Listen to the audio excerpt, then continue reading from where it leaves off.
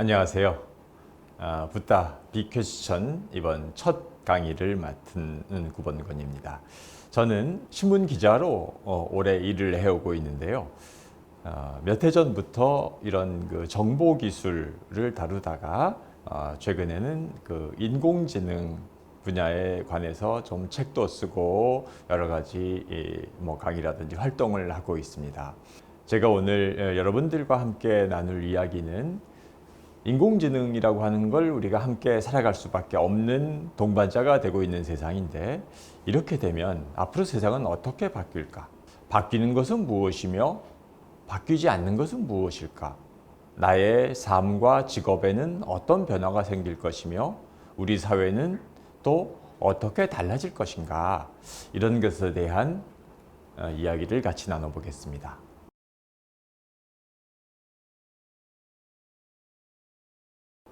미래에 대한 이야기죠. 자, 그런데요, 우리가 미래를 이야기하기 전에 먼저 중요한 거를 같이 생각해 봐야 되는데요. 미래는요, 우리가 오늘 아무리 많이 생각을 하고 이야기를 한다라고 할지라도 절대로 알 수 없습니다. 예측할 수 없기 때문에 미래인 겁니다. 그러면 알 수 없는 미래는 생각 없이, 대책 없이 맞는 것이 가장 현명한 방법인가? 오늘 그런 생각을 우리 한번 같이 나눠보겠습니다. 먼저 최근 우리 모두를 걱정과 근심에 쌓이게 만든 코로나. 그런데요, 이 코로나 상황에서 우리가 모두 힘들고 어렵지만 코로나는 또 우리한테 새로운 거를 알려주고 있습니다. 무엇이냐 하면요, 처음에 우리한테 전문가들이 말했던 혹은 이제껏 상식으로 통용되고 있었던 것들이 다 들어맞지 않고 있다는 거죠. 처음에 무증상 감염이 없다. 실외에서는 마스크를 쓸 필요도 없다. 아시안이 특별히 위험하다. 여러 가지 이야기들이 있었죠. 그런데 지금 우리 초반에 알려졌었던 코로나에 관련된 지식들은 어떻게 됐습니까? 모두가 다 맞지 않는 걸로 됐죠. 다 틀렸습니다. 코로나19가 우리한테 알려준 사실은요, 이제껏 알고 있었던 방법이나 지식이 모두 다 믿을 수 없다라고 하는 겁니다. 사실은 어떤 게 가장 현명한 치료법이자 대응법인지 누구도 알지 못한다라고 하는 거죠. 코로나19가 있기 전까지 우리는 미래가 어떻게 발달할 것이다라고 확신하셨던 분들도 많이 있으실 겁니다. 하지만 최근 코로나는 우리한테 미래는 절대로 예측할 수도, 그래서 준비할 수도, 통제할 수도 없는 대상이라고 하는 걸 알려주고 있습니다. 자, 그러면요, 우리는 지금 어느 때보다도 생존의 위협을 느끼는 세상인 거죠. 어떻게 하면 이런 위험함 속에서 우리는 생명을 담보할 수 있을까요? 살아남을 수 있을까요? 난리가 났다고 한번 생각해 보세요. 이게 한국전쟁 때 평양에 대동강 철교를 넘어가던 피난민들의 모습입니다. 난리가 나면 살아남기 위해서 우리 피난길을 떠나야 됩니다. 지금 코로나19 때 우리가 경험하는 것, 도대체 어떻게 하면은 나와 가족의 생명을 부지할 수 있을 것인가 라고 하는 비슷한 질문을 60년 전 우리 조상님들도 만났습니다. 어떻게 짐을 끌어야지 우리는 가장 생존 확률이 높은 방법을 찾을 수 있을까요? 이 질문을 던지면요, 많은 분들이 난리 때 무엇을 가지고 가야지 가장 생존 확률이 높아질까 생각을 하다가 가장 먼저 나오는 대답이 식량이요, 쌀가마니요, 물통이요. 필요하죠. 그런데 자, 이 폭파된 대동강 철교를 넘어가는 피난민들의 모습을 생각해 보면요, 쌀가마니 지고 물통 지고는 아마 넘어가기 어려울 겁니다. 난리길은 어떠한 우리가 예상치 못한 위협이 도사리고 있을지 알 수 없는 길이죠. 식량과 물통이 우리의 생존을 담보하지 못한다라고 하는 것을 알려줍니다. 많은 사람들은 환금성이 높은 걸 가져가는 게 최고입니다 라고 하면서 현금 다발과 귀금속을 쟁여가지고 가야 된다라고 이야기를 합니다. 아니요. 사실은 그 귀금속과 환금성이 높은 현금 다발은 그 소유자를 가장 먼저 위험에 빠뜨리는 도구가 될 겁니다. 제일 먼저 강도당하고 제일 먼저 위험에 빠뜨리게 만드는 소유물이 될 수 있어요. 알 수 없는 미래의 여정을 떠나자면요, 몇 가지 조건이 있습니다. 꼭 가져가야 될 거.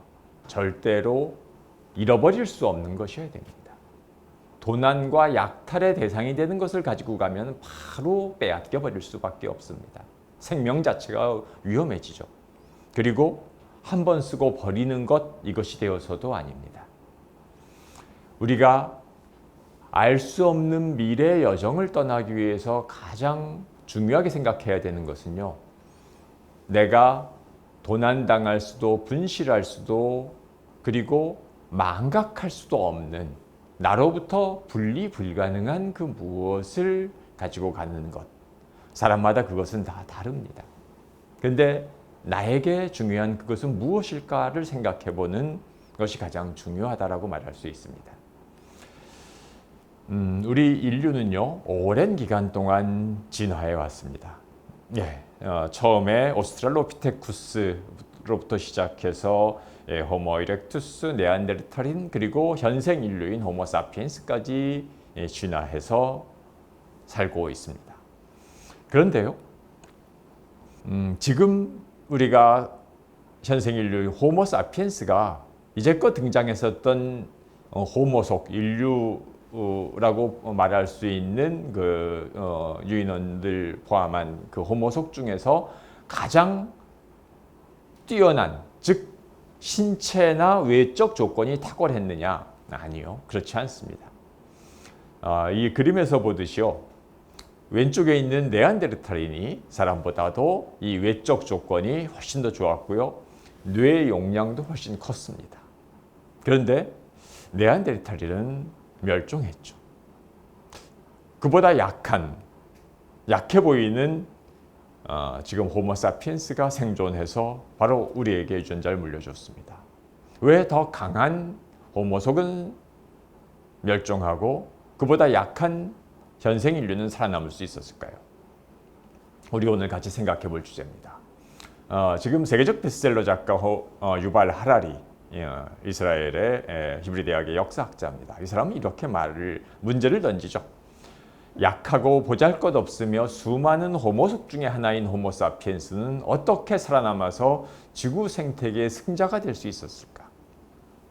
역사학자의 빅 히스토리를 연구하는 역사학자의 주제지만 저는 코로나19 상황, 더욱이 거기에 인공지능까지 겹쳐져서 우리가 미래를 예측할 수 없는 상황에서 어떻게 하면 우리는 살아남을 수 있을까? 라고 하는 것과 관련해서 아주 유의미한 질문을 던진다라고 생각을 합니다.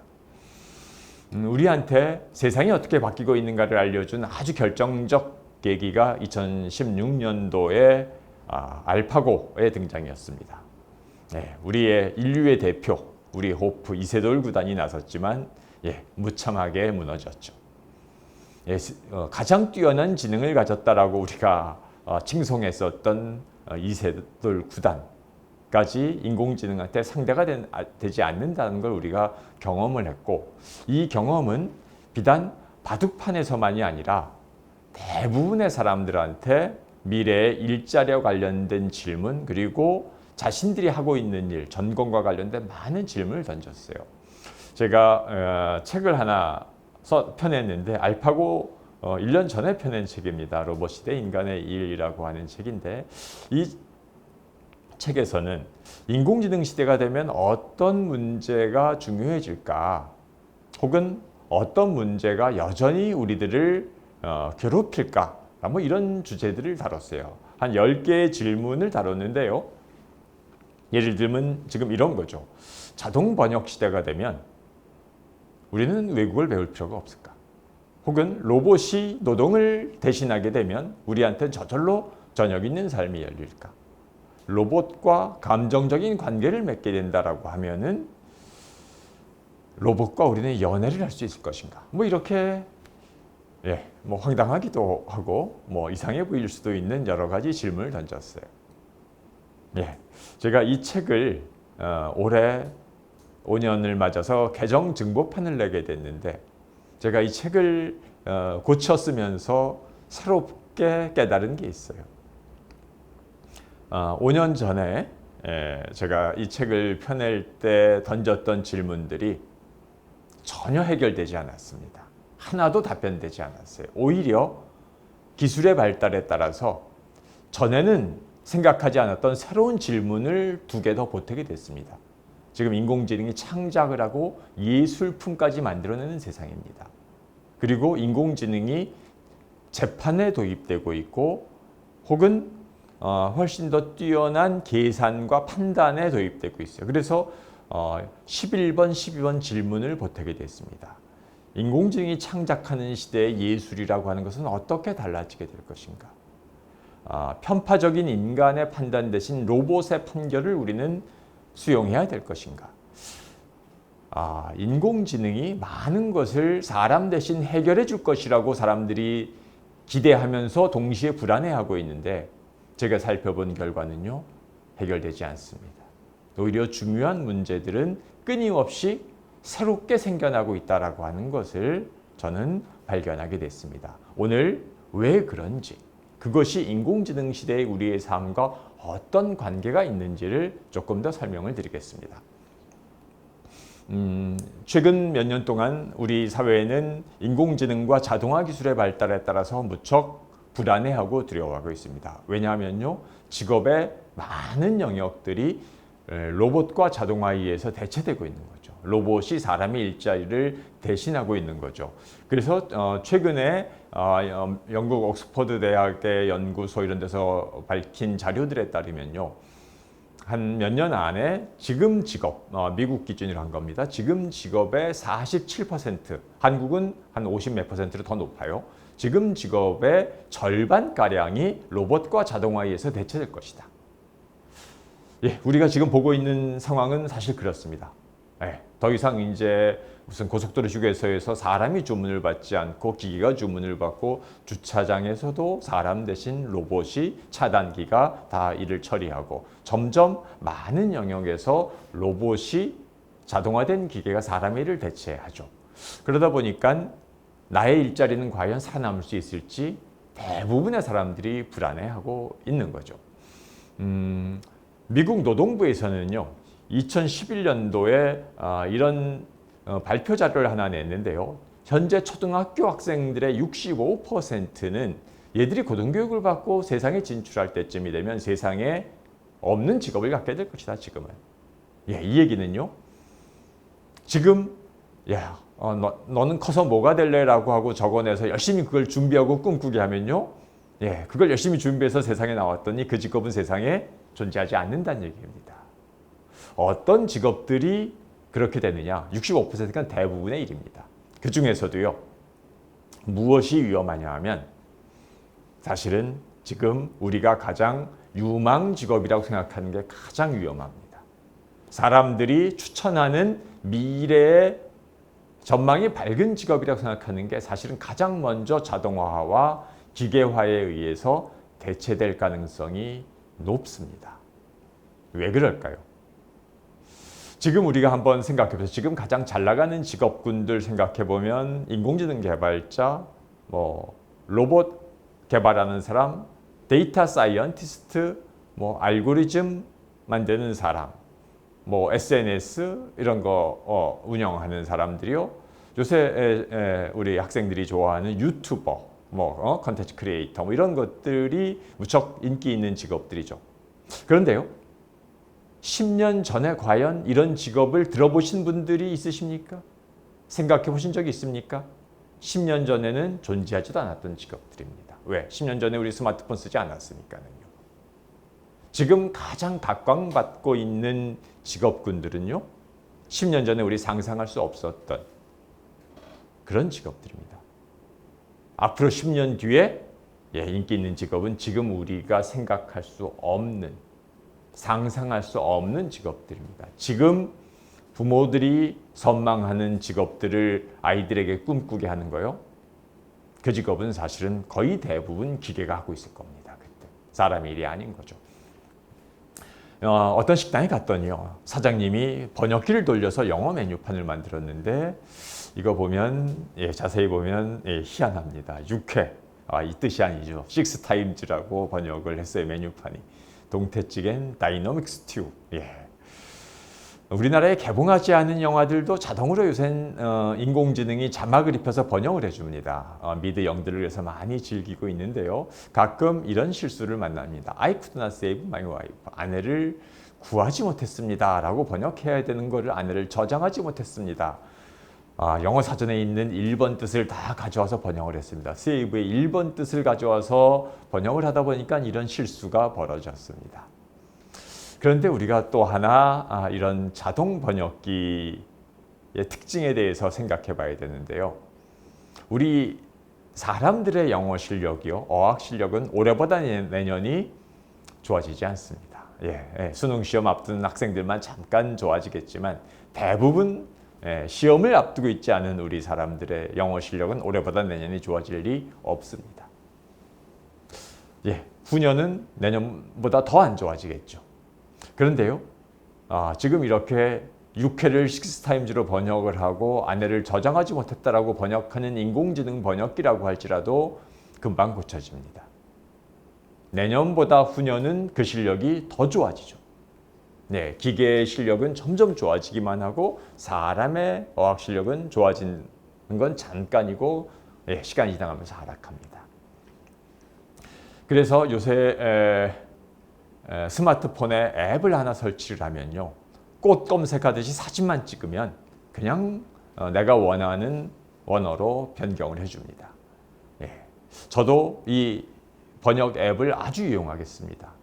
유럽에 여행을 하거나 출장을 갔을 때 무슨 스페인어, 이탈리아어, 체코어 알지 못하죠. 하지만 이 앱을 켜고 건물명이나 도로명이나 메뉴판을 찍으면 제가 알고 싶어하는 정도는 다 아주 순식간에 번역해 줍니다. 공짜죠. 무지무지 편리한 세상입니다. 제가 이 앱을 소개를 하면 많은 분들이 역시 편리한 세상이 오는구나. 내가 이런 날이 올 줄 알았어. 영어 공부를 안 해도 미래 소통에 전혀 지장이 없을 거라고 생각했는데 역시 선견지명이 있었던 거야 하고 무척 만족해 하십니다. 게다가 이 정확도는요, 점점 좋아지기만 할 테니까 앞으로 우리가 의사소통을 걱정할 일은 무척 줄어들 겁니다. 똑같은 이야기를 제가 고등학생들을 대상으로 강의하는 자리에서 소개를 했습니다. 어른들을 대상으로 한 강의장하고 다른 반응이 왔습니다. 강의 끝난 다음에 한 학생이 찾아왔어요. 선생님, 저는 영어를 잘해서 동시통역사를 하려고 준비해 왔는데 앞으로 어떻게 해야 됩니까? 대부분의 사람들에게는 미래가 정말로 편리하고 좋은 세상이 온다라고 환호했지만 누군가에게는 그 직업을 꿈꿔하고 준비해온 사람한테 미래가 사라지는 세상인 겁니다. 요새 병원에 가면요, 의사를 만났을 때 환자가 말하지도 않아도 환자가 무슨 약을 먹고 있는지 의사가 알고 있습니다. 바로 이 서비스 때문에 그렇습니다. 의약품 안심 서비스라고 하는 것인데요. 건강보험공단을 통해서 우리가 진료받는 투약 기록이 통합 관리가 됩니다. 그래서 특정 성분의 약을 환자가 말하지 않아도 과도하게 처방하는 경우를 얘가 체크해 줍니다. 약품이니까 동시에 처방할 수 없는 약들이 있죠. 환자가 말하지도 않아도 환자가 먹고 있는 약을 띄워주기 때문에 동시에 처방할 수 없는 약을 의사가 모르고 처방할 때도 경고가 뜹니다. 무지무지 편리한 서비스죠. 사람의 생명을 구해주는 무척 요긴한 서비스입니다. 이걸 미국 샌프란시스코 대학병원에서는 좀 자동화했어요. 의사가 처방전을 내리면 로봇이 조제를 하고요.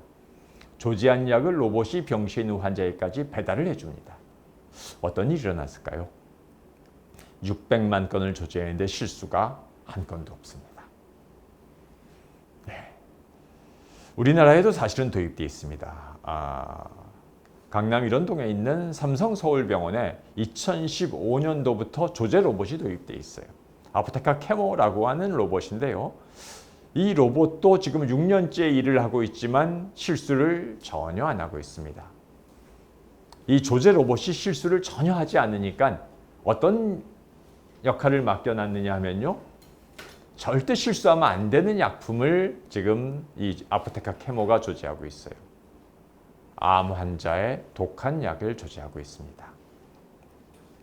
자, 이렇게 되면 약사들은 어떤 생각을 하게 될까요?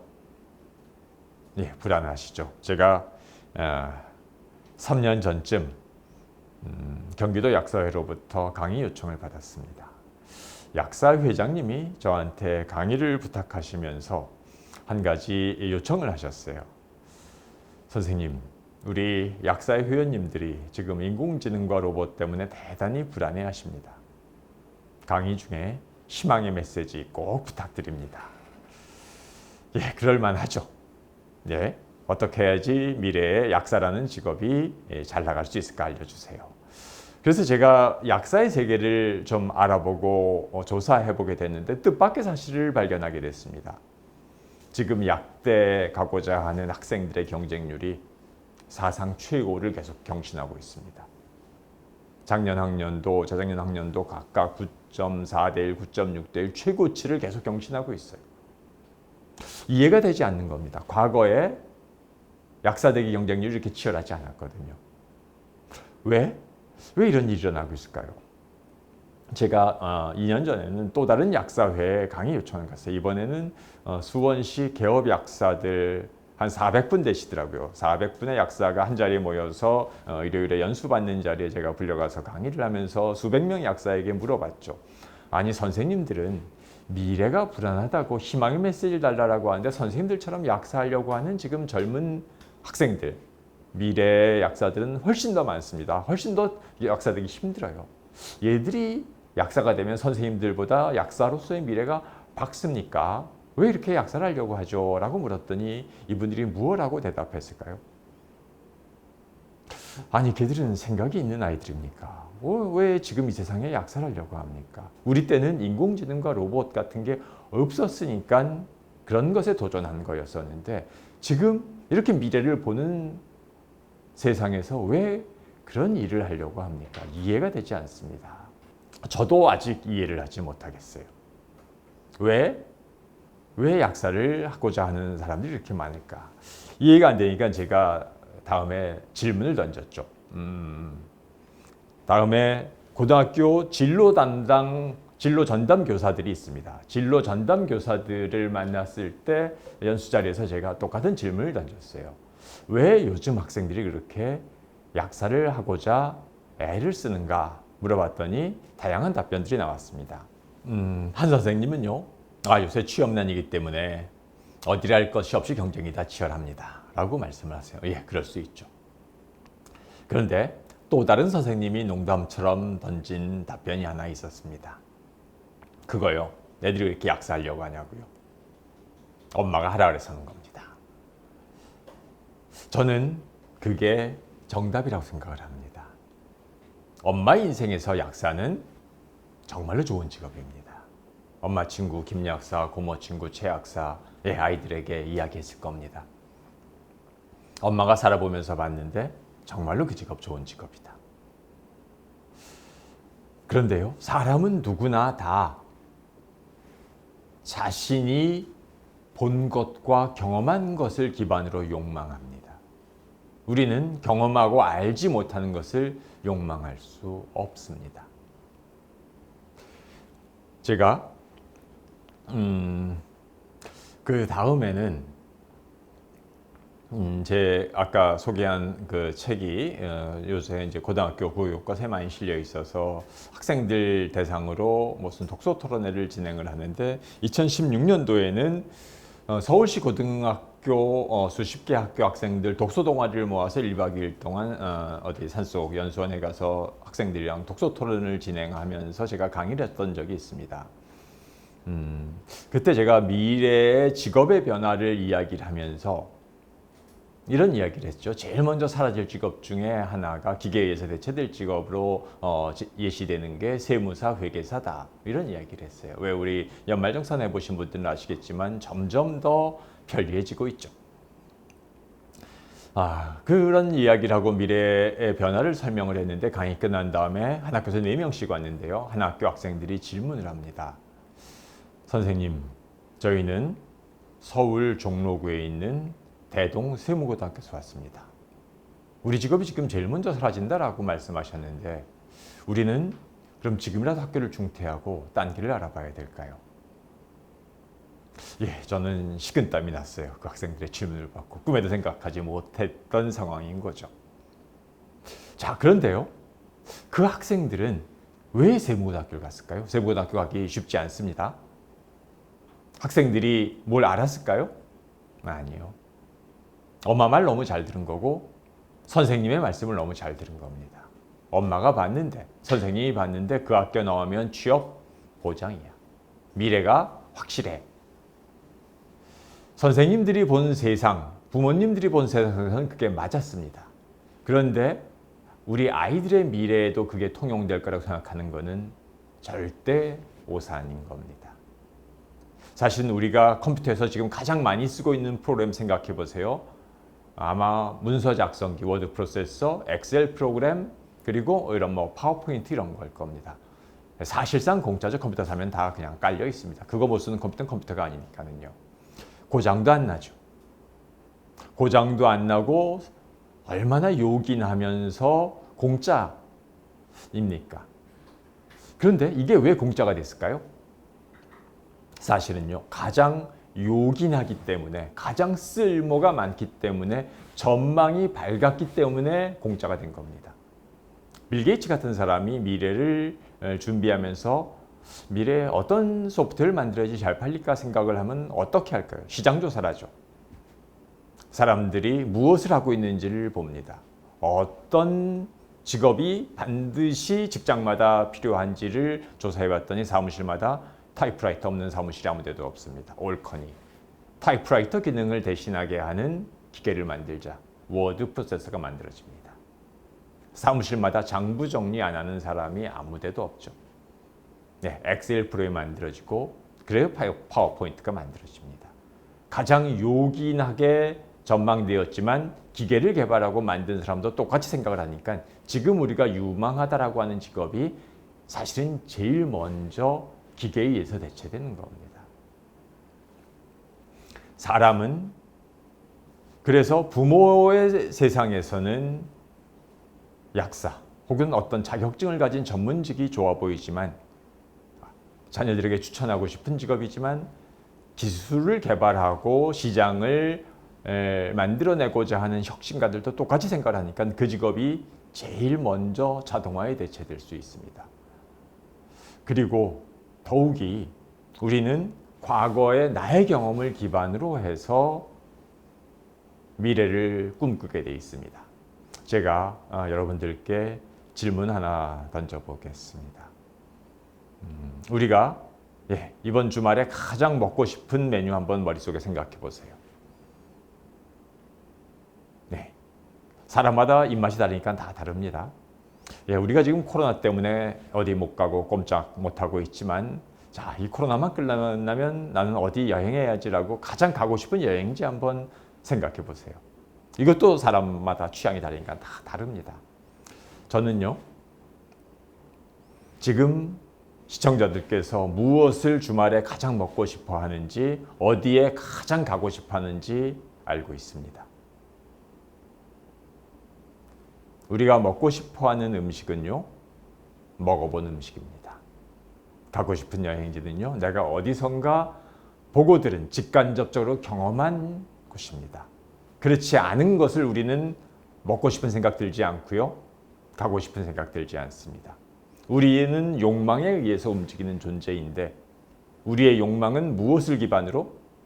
내가 알고 있는 것, 내가 맛보고 경험한 것을 기반으로 만들어집니다. 자, 우리 미래는 알 수 없는데요. 미래를 가장 자녀들에게 잘못 인도하는 방법이 바로 부모 세대가, 기성세대가 내가 살아봤는데, 내가 맛보았는데 라고 하는 그것을 미래 세대에게 강요하고 전수하는 게 사실은 가장 위험하고 망하는 방법인 겁니다.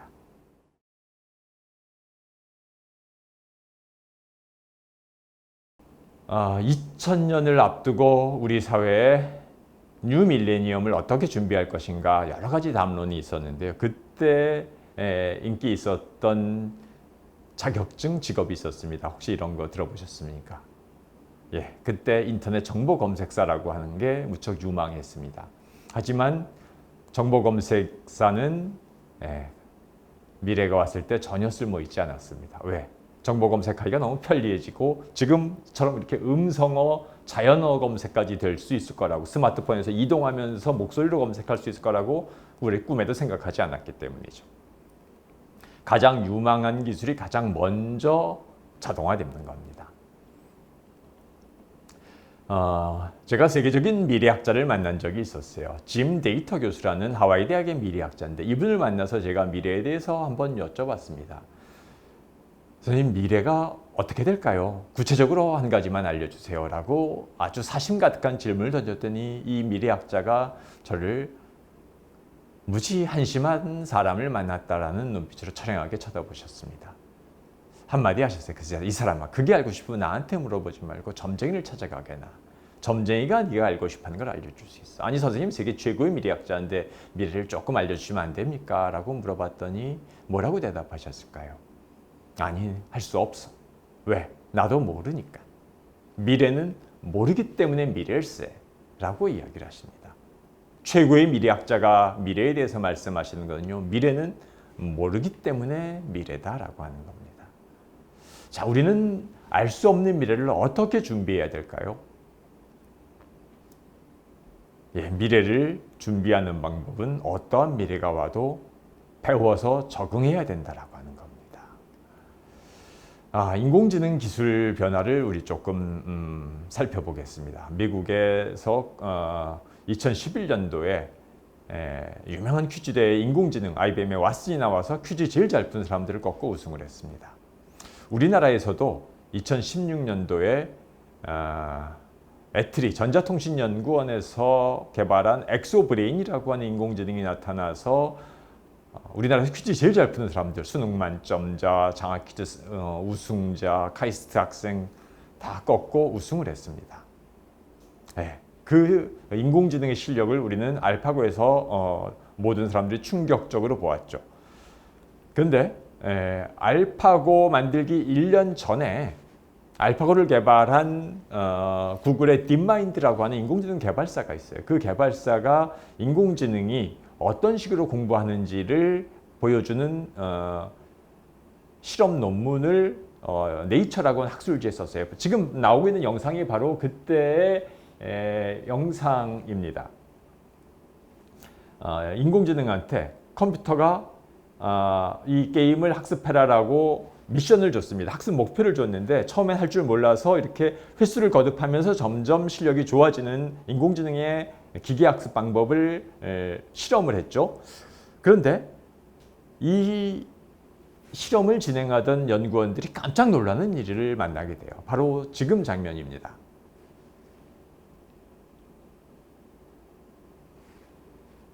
이런 식의 게임이 가능할 거라고 연구원들이 생각하지 못했는데요. 기계학습 결과 시간이 진행하면서 점점 뛰어난 학습 방법을 터득하더니 바로 이렇게 되는 겁니다. 자, 지금 인공지능 학습의 특성을 보고 계시는데요. 어떤 거냐면요. 한번 효율적인 방법을 발견하더니 그것보다 효율이 떨어지는 방법을 쓰지 않습니다.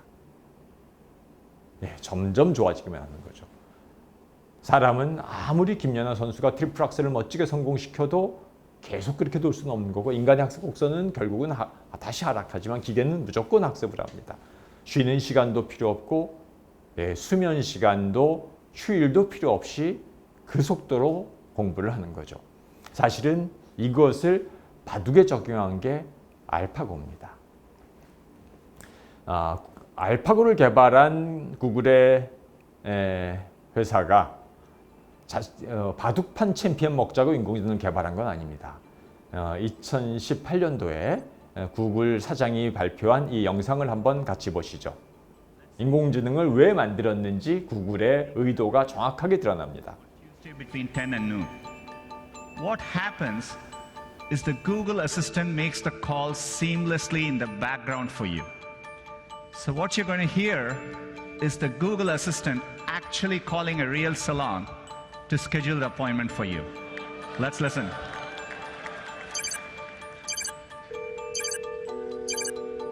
So how can I help you? Hi, I'm calling to book a women's haircut for a client. I'm looking for something on May 3rd. Sure, give me 1 second. Mm-hmm. Sure, what time are you looking for around? Do you have anything between 10 a.m. and 12 p.m.? Okay, we have a 10 o'clock. 10 a.m. is fine. Okay, what's her first name? The first name is Lisa. Okay, perfect. So I will see Lisa at 10 o'clock on May 3rd. Okay, great. Thanks. Great, have a great day, bye.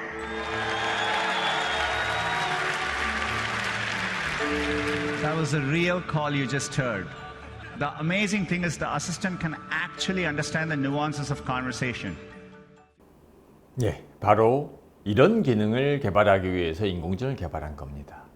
바둑판 퀴즈 대회에서 챔피언 먹는 인공지능 개발하고자 하는 게 아니라 사람의 말을 다 알아들어서 아주 미묘한 뉘앙스까지 파악을 해서 사람이 할 수 있는 일들을 뭐든지 대행할 수 있는, 대신할 수 있는 로봇을 만들고자 하는 게 사실은 이런 구글과 같은 인공지능 회사들의 진짜 목적입니다.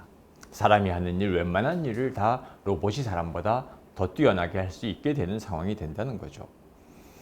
우리가 생각해 볼 것은요. 그러면은 어떻게 이렇게 미래를 준비할 수 있을 것인가? 컴퓨터 코딩 기술을 배우고 모두가 인공지능 기술을 배워서 가능하냐? 아니요. 불가능합니다. 그것보다는 도대체 이런 인공지능의 변화가 어디까지 갈 것인가? 이런 기술의 변화가 왜 생기는가라고 하는 것을 먼저 아는 게 중요해요. 지식과 정보의 근본 구조가 바뀌고 있기 때문에 그런 것인데요. 브리트니커 백과사전이라고 최고의 백과사전입니다. 인류의 지식의 아주 요체라고 말할 수 있죠. 그런데 인터넷에서는 위키피디아라고 하는 개방형 사전이 인기입니다. 두 사전 간에 논쟁이 붙었어요. 어떤 게 그럼 더 좋은 사전입니까? 사전은 정확해지 좋은 사전이죠. 정확도를 가지고 두 사전을 비교하는 논문을 세계적인 학술지 네이처에서 검증해 보았습니다. 뜻밖의 결과가 나타났어요. 사람들은 정확도는 최고의 전문가들이 모여서 엄밀하게 검증하고 만드는 브리테니카가 월등히 뛰어날 거라고 생각을 했는데 뜻밖에도 두 사전의 정확도 차이가 없는 것으로 조사가 됐습니다.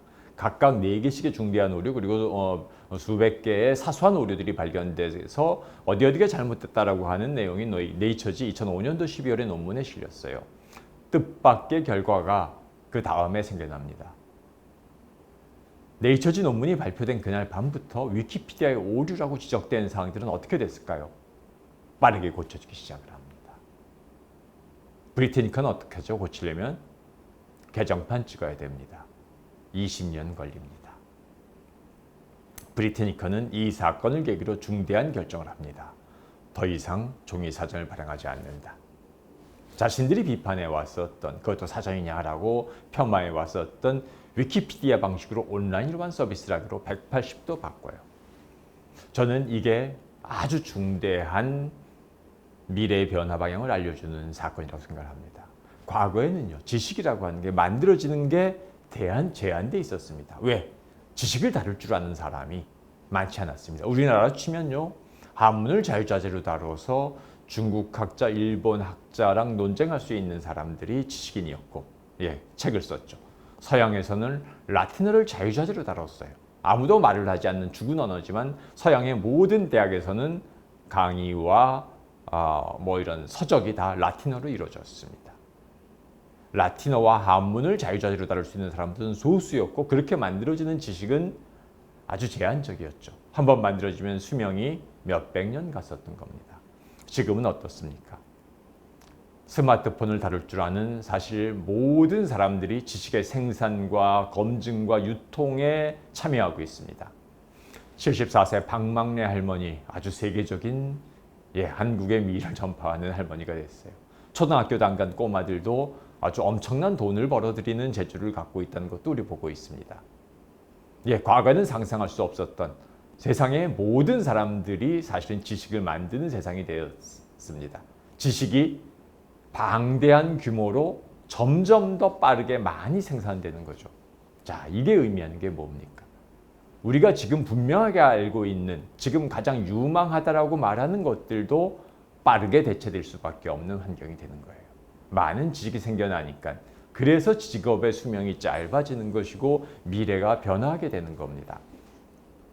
이런 세상에서 어떻게 해야지 우리가 미래를 대비할 수 있을까요? 유발 하라리, 사피엔스에서 아주 중요한 주장을 합니다. 우리나라에 방문했을 때도 이런 이야기를 했는데요. 현재 학교 교육의 80-90%는 아이들이 성인이 되면 쓸모 없어질 것이다. 우리가 아이들한테 가르쳐야 할 가장 중요한 능력이 두 가지다. 첫째, 어떻게 해야 늘 모른다는 것을 깨달을 수 있을 것인가? 어떻게 해야 내가 늘 변화하면서 살 수 있을 것인가? 라고 하는 것을 우리가 가르치는 게 무엇보다 중요하다. 스스로 변화의 주체와 배움의 주체가 되는 것만이 미래를 대비할 수 있는 방법이라는 걸 말해주는 거죠. 미국의 게시판 사이트 레딧이라고 하는 우리나라 지식인 문답 사이트 같은 곳인데요. 이런 질문이 올라왔습니다. 만약에 60년 전 사람이 타임머신을 타고 오늘날로 시간여행을 온다면 현대인들의 어떤 모습이 가장 이해되지 않을까? 다양한 답변들이 올라왔는데 그중에 눈길을 끈 답변이 하나 있었습니다. 모든 사람들은 주머니 속에 인류가 쌓아놓은 지식 전체에 접근할 수 있는 도구를 갖고 다닌다. 바로 스마트폰 같은 걸 이야기하는 거죠. 그런데 그것을 가지고 무엇을 하는가 보았더니 주로 고양이 사진을 보는데 쓰고 모르는 사람들하고 말다툼을 하는데 쓰더라. 60년 전 사람이 가장 이해되지 않는 현대인들의 모습이라고 이야기를 한 거예요. 인류 지식 전체에 접근할 수 있는 도구를 내가 늘 갖고 다닌다. 일종의 절대반지와 같은 것을 획득한 거죠. 그런데 절대반지를 절대반지답게 쓰는 사람은 매우 찾기 힘들다라고 하는 걸 이야기합니다. 어떻게 하면 우리는 이런 사회에서 미래를 대비할 수 있을까요? 모든 지식이 다 널려있는 세상에서 가장 중요한 것은 그 지식을 추구하는 호기심입니다. 호기심이 있는 사람이 그 정보를 열어보죠. 찾아가죠.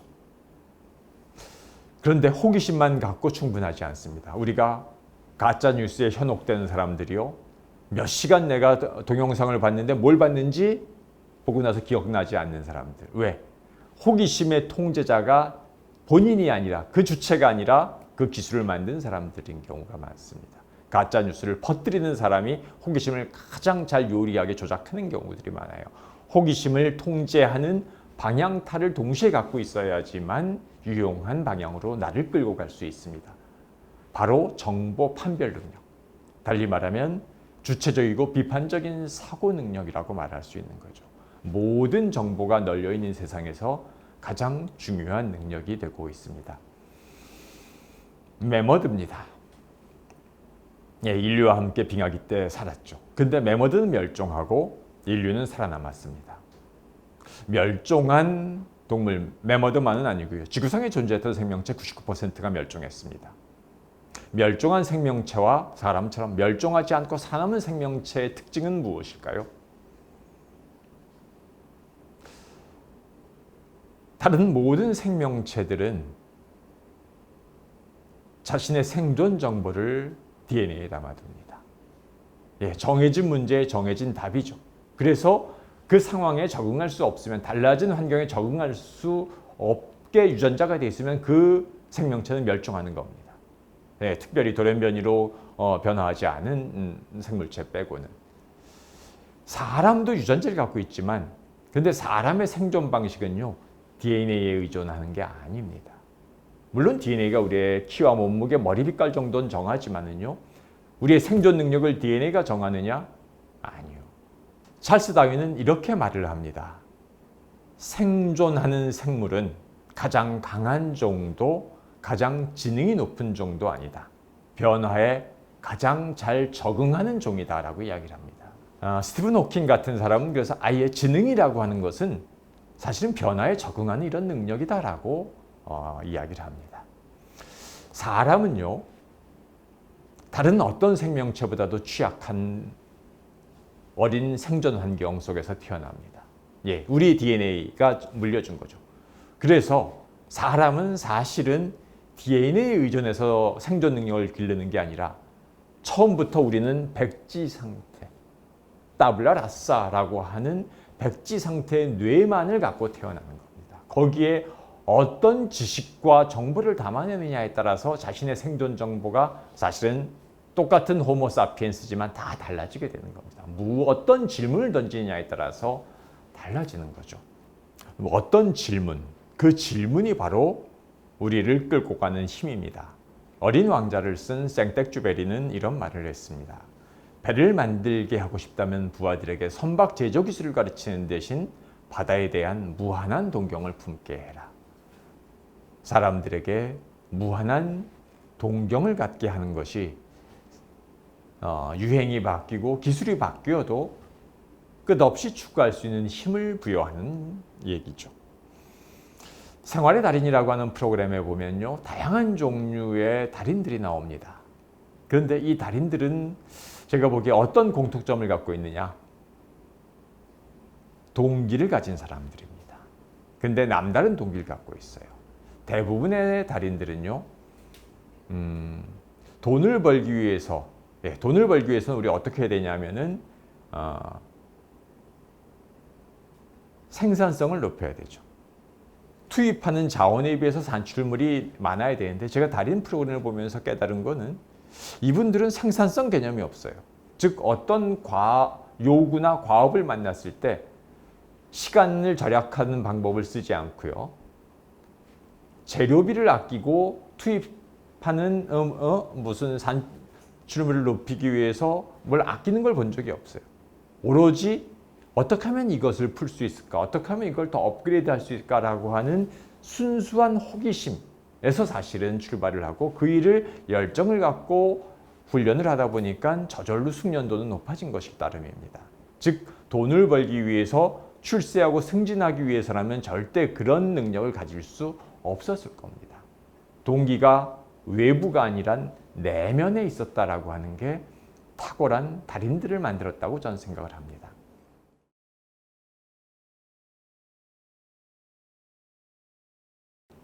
자신을 발견하는, 나는 어떤 존재인가라고 하는 것을 우리 깨닫는 게 그 동기와 목표 발견의 출발점입니다. 영국이라고 하는 작은 섬나라가 오른쪽에 보듯이 빨간 지점으로 표시된 저 많은 영토를 통치하던 해가 지지 않는 대영 제국이라고 하는 나라를 운영했었던 시기가 있었습니다. 영국은 문명도 비교적 나중에 전파된 섬나라, 어떻게 작은 섬나라 영국이 한때 세상에서 가장 큰 제국을 운영하고 건설할 수 있었을까? 결정적 사건이 있었습니다. 1707년에 스페인 왕위 계승 전쟁이 벌어져 가지고 유럽의 여러 나라들이 스페인 주변에 모여서 전투를 합니다. 영국도 여기 참전을 해서 지브롤터 해협까지 내려가 가지고 프랑스 함대랑 전투를 벌였어요. 이기고 이제 돌아옵니다. 돌아오다가 수십 척으로 구성된 영국 해군의 함대가 앞서가던 4척이 암초를 들이받고 선원 2,000명이 몰살하는 일이 벌어집니다. 원인은 바다에서 경도를 개선하지 못한 거였었어요. 전투도 치르지 않고 선원 2,000명이 숨졌다. 엄청난 사건이었습니다. 이 사건을 계기로 영국에서는요, 경도법이라는 것을 제정합니다. 해상 경도 측정하는 방법을 발견하는 사람에게는 수십억의 상금을 내리겠다. 40년 동안 주인공이 나타나지 않아요. 이 얘기는요, 40년 뒤엔 상금의 주인공이 나타나서 상금을 받아갔다는 얘기입니다. 영국은 세계에서 가장 먼저 해상 경도 측정법을 손에 넣은 나라가 됐습니다. 영국 그린치 천문대, 무엇을 말해주죠? 세계 모든 사람들의 시간은 바로 영국에 맞춰져 있다는 걸 말하죠. 왜? 영국이 그 기준을 만들었으니까. 내가 어디 있는지를 사실은 바다에서 가장 정확하게 파악하는 능력을 영국 해군이 제일 먼저 가진 겁니다. 해상을 지배하는 제권을 영국 해군이 손에 넣게 됐고 그 얘기는요. 영국을 세계 최강의 국가로 만든 결정적 동인이 됐다는 걸 알려주는 겁니다. 예, 우리 시간이 그린위치에 맞춰져 있듯이요. 서귀포 법한포구에 가면 해녀학교가 있습니다. 이 해녀학교에서 제일 먼저 가르치는 게 뭘까요? 수영기술 아니고요. 자신의 숨기를 아는 법입니다. 가장 위험한 게 뭐냐면 해녀 활동을 하다가 바다에서 욕심나는 어패류를 보았을 때 자신의 숨길 이상의 시간을 머무르면서 그거를 캐내려고 하다가 참극을 만나게 되는 겁니다. 그래서 해녀학교에서 제일 먼저 가르치는 것은 자신의 숨길이를 아는 법을 가르친다라고 합니다. 자신의 특징을 아는 거죠. 소크라테스에게 누가 이런 질문을 던집니다. 아니, 당신이 왜 세상에서 제일 현명한 사람이요? 델피의 신탁에 그런 말이 있었거든요. 소크라테스가 제일 현명한 사람이다 라고 알려주니까 사람들이 가서 물어봐요. 왜 당신이 제일 현명한 사람이요? 물었더니 소크라테스가 이렇게 말을 합니다.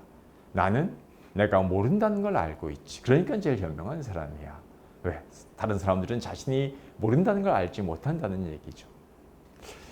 공자님에게 제자 자루가 묻습니다. 스승님, 알미란 무엇입니까? 라고 물었더니 공자님께서 이렇게 답변을 합니다. 아는 걸 안다 그러고 지지위지지, 모르는 걸 모른다 그러는 것일세 부지부지. 자, 2500년 전 분들인 소크라테스와 공자가 사실은 똑같은 이야기라는 겁니다. 내가 모른다는 게 무엇인지를 아는 게 가장 높은 수준의 알미다. 요새 말로는 내가 무엇을 알고 무엇을 모르는지 아는 거, 이걸 바로 메타인지라 그러고, 그게 바로 호기심입니다.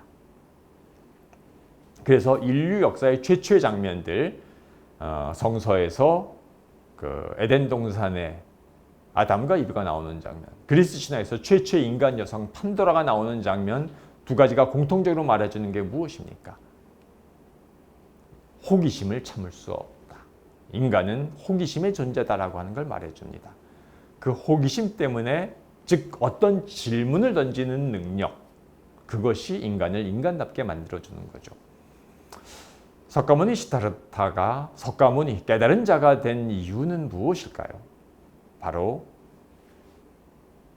삶의 의미는 무엇일까? 이 고통의 의미는 무엇일까라고 하는 질문을 던졌기 때문에 그 깨달은 자의 경지에 도달할 수 있었던 것입니다. 사실은 불교에서 깨달음을 얻는 방법은 질문을 만들고 던지는 데 있습니다.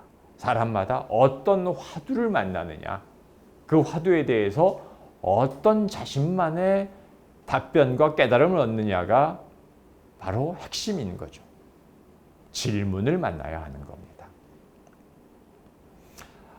사실은요, 인공지능 시대에 우리가 직업과 미래에 대해서 매우 불안하게 생각하고 여기고 있습니다. 왜냐하면 우리가 주변에서 보고 최신의 기술 동향에서 보듯이 답이 정해져 있는 문제들이요, 그리고 정교한 업무 수행 능력이 필요한 것들, 전문성이 필요한 것들은요, 기계가 훨씬 더 잘합니다. 답이 정해져 있는 문제라고 하는 건, 매뉴얼이 있는 문제에서 사람은 절대로 기계를 능가할 수가 없어요. 답이 있는 모든 문제는 앞으로 사람의 일이 아니라 기계의 일이 될 겁니다. 사실은 과거에는요, 컴퓨터 같은 사람이 아주 뛰어난 사람이었습니다. 머릿속에 많은 걸 갖고 있는, 걸어다니는 사전이라고 불리던 사람들이 아주 뛰어난 사람들이었었죠. 지금은 사실 이제 그런 능력은요, 컴퓨터에게 맡기면 다 처리되는 겁니다. 답이 정해져 있는 문제, 그리고 하는 방법, 매뉴얼이 필요한 문제는 결국은 다 기계가 사람을 대체하게 됩니다. 사람의 일은 무엇이 될까요? 답이 없는 문제, 답이 안 나오는 문제, 이거는 컴퓨터가 절대 할 수가 없어요. 인공지능이 절대 대신할 수가 없습니다. 어떤 게 답이 없는 문제입니까? 삶이란 무엇인가? 이 고통은 왜 찾아오는 것일까? 이 고통은 우리에게 무엇을 알려주는가? 이런 화두와 같은 자신의 인생이 걸린 문제들이 사실은 앞으로 점점 더 중요해지는 이유입니다. 그래서 우리는 인공지능 시대에 답이 안 나오는 문제들만 우리는 끌어안고 살게 됩니다. 그리고 이러한 답이 없는 문제를 만들어내고 그런 화두를 고민한다는 건요. 그런 것들이 다 직업이 될 수도 사실은 있습니다. 왜? 답이 안 나오기 때문에 이것은 결국은 사람이 처리해야만 되는 일이 되는 거죠.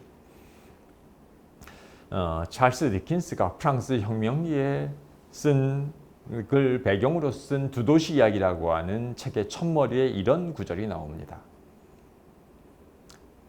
두 도시는 파리와 런던을 말하는 거였습니다. 최고의 시절이었고 또한 최악의 시절이었다. 지혜의 시기였고 또한 어리석음의 시기였다. 믿음의 시대였고 또한 불신의 시대였다. 빛의 계절이었고 또한 어둠의 계절이었다. 우리는 모든 것을 가지고 있었지만 또한 아무것도 갖고 있지 않았다. 우리 모두는 천국을 향해 가고 있었지만 그 반대편으로 가고 있기도 했다. 한 가지의 사물을 어떻게 바라보느냐에 따라서 완벽하게 다른 결과를 우리는 가져올 수 있습니다.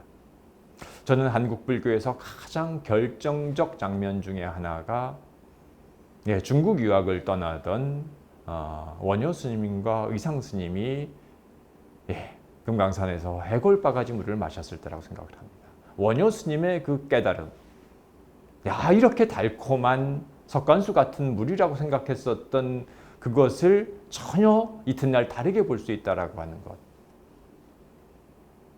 인공지능과 미래가 던지는 질문과 그 고민도 마찬가지입니다. 누군가는 더할 수 없이 좋은 기회, 모든 것이 편리해지는 세상이라고 볼 수 있지만 누군가에게는 직업이 사라지고 꿈이 사라지고 내가 뭘 해야 될지 모르는 그런 세상인 거죠.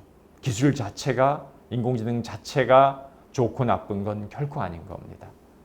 원효 스님처럼 어떤 눈으로 바라보느냐에 따라서 사실은 전혀 다른 결과를 얻게 되는 거죠. 제가 그 로봇시대 인간의 인류라고 하는 책을 쓰던 2015년도에 광화문 교보문고 건물에 이런 글귀가 걸렸습니다. 미국의 시인 메리 올리버가 휘파람 부는 사람이라고 하는 책에서 쓴 글인데, 제가 인공지능을 고민하면서 생각해봤던 것하고 아주 일치했습니다. 인공지능 로봇을 제가 이렇게 조사하고 연구하다 보니까 결국 사람의 장점과 탁월함은 로봇을 능가할 수 없어요. 사람보다 로봇이 훨씬 더 잘합니다. 그러면 로봇이 모든 것을 다 대체할 수 있느냐, 인간의 능력을? 대체할 수 없는 게 있어요. 인간의 결점과 약점은 로봇이 절대로 대체할 수 없습니다. 왜? 로봇이 결점을 갖고 인공지능이 약점을 가지면 어떻게 됩니까? 엄청난 재앙으로 연결되죠. 그래서 인간의 약점을 로봇한테 우리는 절대로 학습하라고 명령하지 않습니다. 인간의 장점만 따라하라고 이야기를 하죠. 그런데 사실은 우리는 결점과 약점 때문에 움직이는 존재인 겁니다. 우리가 만약에 감정적 결핍을 갖고 있지 않으면 누군가를 그리워하고 사랑하고 자비를 느낄까요? 우리는 감정을 갖고 있기 때문에 누군가를 그리워하고 사랑할 수 있는 겁니다. 감정적으로 우리는 취약한 존재이기 때문에 누군가를 그리워하는 공감적인 존재가 되는 거죠. 우리는 지적으로도 한번 알면 기계처럼 영원히 기억하는 게 아닙니다. 아는 순간 망각하고 잊어버리죠. 그러다 보니까 끊임없이 질문을 던집니다. 인간의 지적 결함과 결핍이 우리에게 호기심을 불러일으키는 겁니다. 저는 그래서 공감과 호기심이 인간의 결점과 약점에서 출발한 능력이라고 보았습니다. 이 시인이 그렇게 말을 하는 겁니다. 이 우주가 우리에게 준 두 가지 선물, 사랑하는 힘과 질문하는 능력. 제가 로봇의 인공지능에 결코 대체될 수 없는 사람만의 결점에서 비롯한 공감과 호기심이라고 하는 것을 이렇게 아름답게 표현한 거죠. 마지막 슬라이드입니다. 신영복 선생님이 쓰신 통할 통자입니다. 주역 계사전에 있는 글귀를 쓰신 거예요. 우리가 알고 있는 궁하면 통한다. 궁죽통의 원문이 바로 여기서 나왔죠. 그런데 궁죽통 바로 연결되는 건 아닙니다. 중간에 단계가 하나 있죠. 궁죽통이 아니라 변이 있습니다. 궁즉 변이고 변즉 통이고 통즉 구다. 궁하면 저절로 통하는 게 아니라 궁, 한계와 결핍과 벽의 지점이죠. 좌절의 지점이기도 하죠. 궁에 이른 즉 한계에 도달하게 된 즉 변화하게 되고 변화한 즉 통화하고 통한 즉 오래 유지된다라고 하는 삼라만물의 변화를 설명하는 주역의 원리입니다. 어떻게 해야지 우리가 변화하느냐? 궁, 달리 말하면 결핍과 한계의 지점인 겁니다. 저는 인공지능 시대에 우리가 깨달아야 하는 것, 생각해야 되는 것도 완벽한 기계를 따라가려고, 기계와 경쟁하려고 하는 것이 아니라 사람의 결핍과 한계가 무엇인지를 깨달아 아는 것이 오히려 인공지능 시대에 우리의 갈 길을 알려주는 것이라고 생각을 합니다. 불가에서 말하는 여러 화두와 깨달음도 이와 통하고 있죠. 네, 경청해 주셔서 고맙습니다.